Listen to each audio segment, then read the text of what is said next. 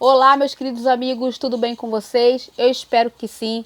Sejam bem-vindos a mais um vídeo aqui no nosso canal.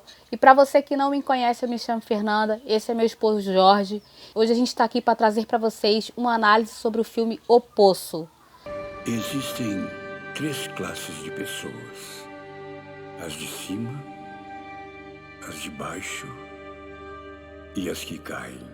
O Poço, ela é uma obra da Netflix, tá? A gente fez um vídeo ontem, você vai lá, confere, vou deixar o cardzinho aqui para vocês, trazendo a mensagem que esse filme traz, a mensagem do sistema.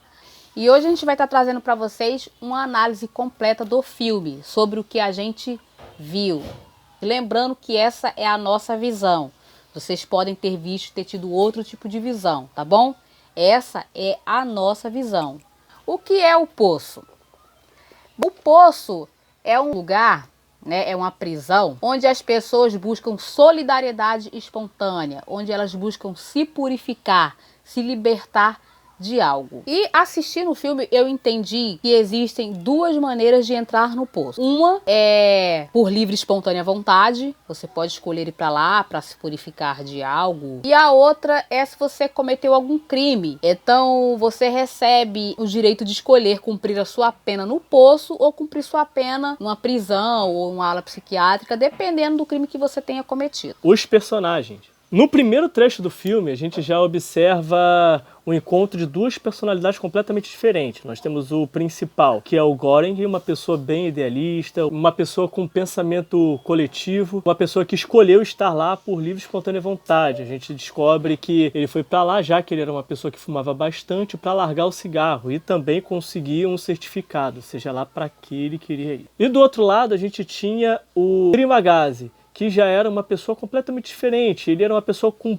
totalmente pé no chão, uma pessoa totalmente realista, entendeu? Que pensava somente em si e apenas em si mesmo, e chegou lá devido a um crime. Ele, no momento de fúria, ter sido passado a perna pela mídia, ele jogou a televisão pela janela e acertou um imigrante que estava passando por lá. E temos também a Miharu.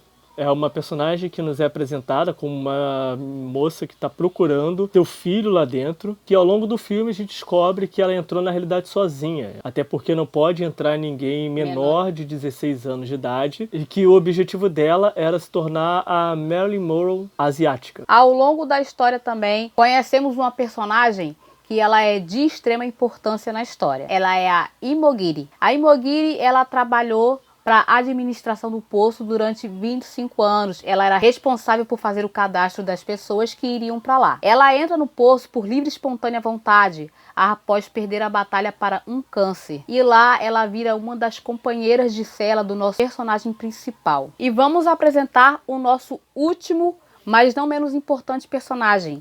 Ele é o Barak. Ele aparece praticamente já no final do filme como sendo um dos últimos companheiros de cela do nosso Göring, né, do nosso personagem principal, o nosso Don Quixote. Ele é uma pessoa que apresenta ser muito religioso, extremamente crente em Deus, e ele ajuda o nosso personagem principal na busca de resolver e de quebrar aquele sistema ali do poço e assim entregar a mensagem. Como funciona o poço? Bom, o poço, ele se divide em 333 andares, sendo que a contagem começa de cima para baixo, do 0 até o 333. Para cada andar do poço, são duas pessoas. Somando essas duas pessoas, nós temos um número aí 666. O andar 0 é o local onde o alimento é preparado muito minuciosamente para que tudo saia perfeito. Antes dos participantes entrarem no poço, eles passam por uma entrevista. Nessa entrevista são recolhidas informações dos participantes, inclusive seu prato preferido, que vai ser adicionado ao menu. E todos os dias desce a uma plataforma com todos os pratos escolhidos por eles. E lembrando que a comida só pertence a eles quando a plataforma se encontra no seu andar. Então eles não podem guardar nenhum tipo de alimento ou acumular nada. Caso contrário, o local vai começar a aquecer muito, até cozinhá-los vivos, ou então vai esfriar ao ponto de congelá-los. Isso a gente percebe logo no primeiro dia, quando o Göring tenta guardar uma maçã para comer mais tarde, e o local começa a aquecer. e aqueceu até ele devolver o alimento. Lembrando que a cada 30 dias eles mudam de andar. Eles hoje estão no nível 48, por exemplo, que é o nível inicial, de repente eles aparecem no nível lá embaixo, depois lá em cima, de acordo com a vontade da administração. E eles também permanecem com o mesmo companheiro de cela até que acabe o tempo dele ou que ele morra, o que é muito comum quando eles se encontram no andar de baixo. O objetivo do poço. O objetivo principal é gerar uma certa conscientização, a solidariedade espontânea, coisa que de fato não surge durante o filme inteiro. E eles tentam representar isso praticamente com a comida, que desce todos os dias e na realidade eles deveriam comer apenas uma porção pequena ou comer apenas o prato que ele escolheu, já que tem o prato de todos que estão dentro do poço. Como a gente pode ver, o objetivo do poço é a solidariedade espontânea. Mas como a gente percebe, isso não existe lá dentro. O que acontece é que as pessoas que estão lá no poço, elas são muito egoístas, só pensam em si mesmas. O que você começa a perceber que as pessoas que estão embaixo, elas têm ódio das pessoas que estão em cima. Porque as pessoas que estão em cima não ligam para as que estão embaixo, se elas vão comer ou não. O nosso personagem principal, o Goreng e a Imogiri, eles tentam de todas as maneiras conscientizar as pessoas para que elas aprendam a dividir, comer apenas o que é necessário para sobreviver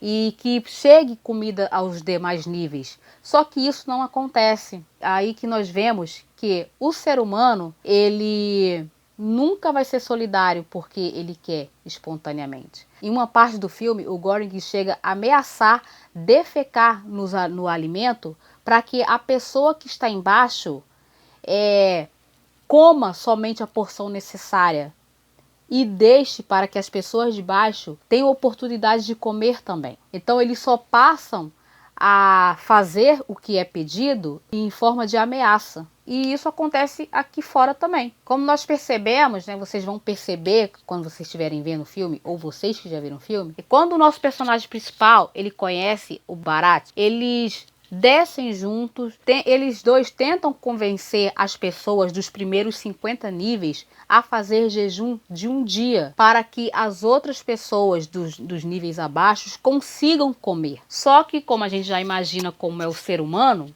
eles não aceitam. E aí acontece a morte, eles acabam tendo que matar essas pessoas porque elas não aceitam abrir mão de um dia de alimento para que outros consigam se alimentar. E mostrando aí que o ser humano, ele é egoísta, que ele pensa em si próprio. E primeiro o bucho dele, para depois o bucho do outro, se assim sobrar. Outra coisa que nós vemos também durante o rolar do filme é que o personagem principal, o Goreng, assim que ele entrou, ele era uma pessoa que pensava no coletivo, uma pessoa que pensava no próximo, uma pessoa que pensava nos outros. Então ele tenta avisar as pessoas no andar de baixo, em cima, para que elas comessem aquilo que fosse necessário, que tentassem descer o alimento de uma forma mais organizada, tentando trazer uma certa organização naquilo que estava ocorrendo, durante a estada dele no poço. E o longo contato que ele teve com o Trimagasi, que era completamente oposto a isso, era uma pessoa completamente individualista, pensava somente nele e os outros que morram sós. Isso a gente consegue observar logo no início mesmo, em que ele começa a comer loucamente e quando a plataforma começa a descer, ele já cospe na comida. Então a gente observa que ao longo do primeiro mês ele já estava comendo assim desvaradamente, agindo exatamente como o Trimagasi agia. Ele vomitava em cima da comida, a gente vê ele atirando o prato, quebrando o prato em cima dos alimentos. Então a gente já observa que o ser humano ali já se adapta ao seu ambiente. O pior é que ele normalmente se adapta para o lado ruim. E quando ele encontra com a Imogiri, que tem um pensamento bem próximo como ele tinha antes, pensava no coletivo, tentava organizar aquele problema todo que estava acontecendo, ele começa a voltar aquelas práticas que ele tinha no início, a se conscientizar novamente. Então, quer dizer, mostra novamente uma nova mudança na maneira que ele age dentro do poço. E uma das referências que ela é bem clara durante o filme você percebe uma dura crítica ao sistema capitalista e também ao sistema socialista, mostrando que nenhum dos dois pode dar certo. Como podemos ver, a crítica ao sistema capitalista mostra ali as pessoas que estão acima elas não têm nenhum tipo de respeito pelas pessoas que estão abaixo. Elas não ligam, não querem saber se as pessoas vão comer ou o que elas vão comer e como elas vão comer. E também temos ali o sistema socialista, que ninguém tem um sentimento coletivo, ninguém tem esse sentimento de dividir com o próximo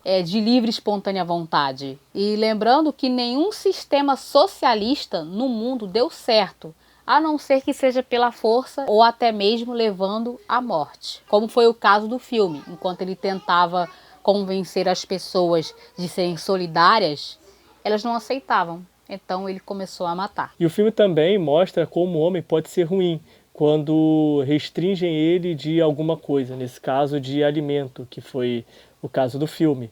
Independente se a pessoa ela é sã ou se ela tem problema, porque no final do filme, quando eles estão descendo na plataforma, eles encontram uma pessoa que é doente. E o objetivo daquela pessoa era sobreviver, óbvio. Ele já estava na cabeça que ia matar um senhor sufocado e ia comer o que tinha por dentro dele. Ia utilizar ele como alimento. Coisa que é muito comum nesses andares de baixo no filme, que é sobreviver através de canibalismo.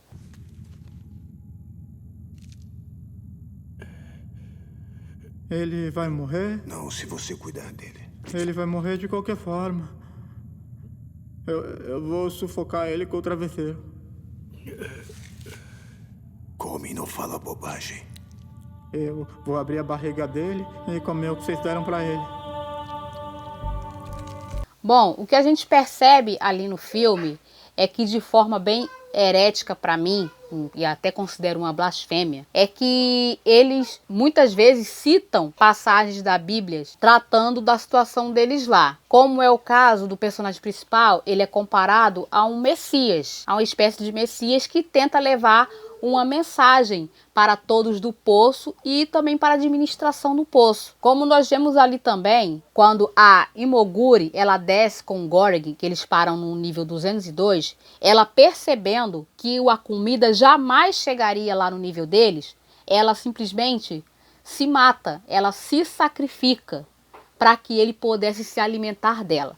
O que nós vemos isso? Ela está querendo igualar o sacrifício dela ao sacrifício de Cristo. Durante uma alucinação que o Goreng tem com a sua companheira, ex-companheira de cela, porque ela acabou de sacrificar, ela cita João 6, do 53 ao 58, eu estou com a minha Bíblia aqui, e eu vou ler essa passagem para vocês. Na verdade vos digo, que se não comerdes a carne do Filho do Homem, e não beberdes o seu sangue, não terei vida em vós mesmo. Quem come a minha carne e bebe o meu sangue tem a vida eterna, e eu o ressuscitarei no último dia. Porque a minha carne verdadeiramente é comida, e o meu sangue verdadeiramente é bebida. Quem come a minha carne e bebe o meu sangue permanece em mim e eu nele. Como o Pai que vive me enviou, e eu vivo pelo Pai, assim que de mim se alimenta, também viverá por mim. E este é o pão que desceu do céu, e não é o caso de vossos pais, que comeram o maná e morreram. Quem comer este pão viverá para sempre. Ela, inclusive, recita esse versículo para ele. É uma cena muito forte. É uma pessoa querer igualar o sacrifício dela ao sacrifício de Nosso Senhor. Porque nenhum sacrifício que nós humanos fizermos se igualará ao sacrifício de Nosso Senhor. O sacrifício de Jesus, ele é único. Não existe sacrifício como o dele, nunca existirá. E então, eles naquela saga de tentar levar alimento aos andares abaixo, eles encontram com o Senhor sábio, que fala que se eles não fizerem da forma correta, levando um prato bonito, entregar essa mensagem nos andares de cima, ninguém saberá o que eles fizeram lá embaixo. Ninguém vai saber. Ali na mesa, eles escolhem o prato mais bonito, que no caso é um doce, uma panacota, né? Você já comeu panacota? Eu nunca comi. Para que esse prato chegue intacto, chegue bonitinho da administração. Para que eles recebam essa mensagem e soubessem que alguma coisa aconteceu lá embaixo.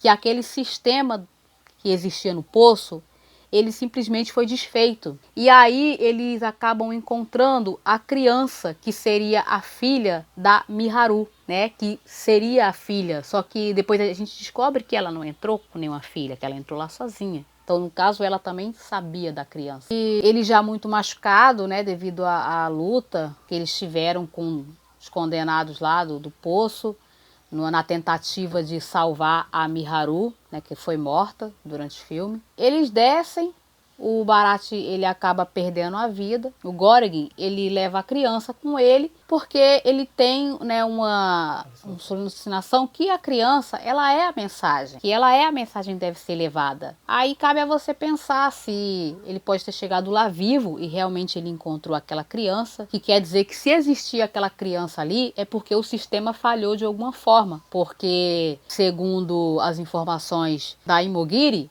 não pode entrar menores de 16 anos no poço. Ou se não, fica em aberto lá que ele também pode ter sido morto. Encontrou a criança como sinal daquilo que eles desejavam, né? A criança simboliza a pureza, a redenção do que eles procuravam, tanto que ela está bem limpinha, nem parece que ela estava ali com fome, estando no último nível do prédio, mas ela estava perfeitinha. E ele encontra o seu primeiro companheiro de cela, que é o Trimagazi, né? Eles falam conversando, dando a entender que eles morreram, né? Então o final, ele ficou um final em aberto, para que você pensasse da maneira como você viu ali.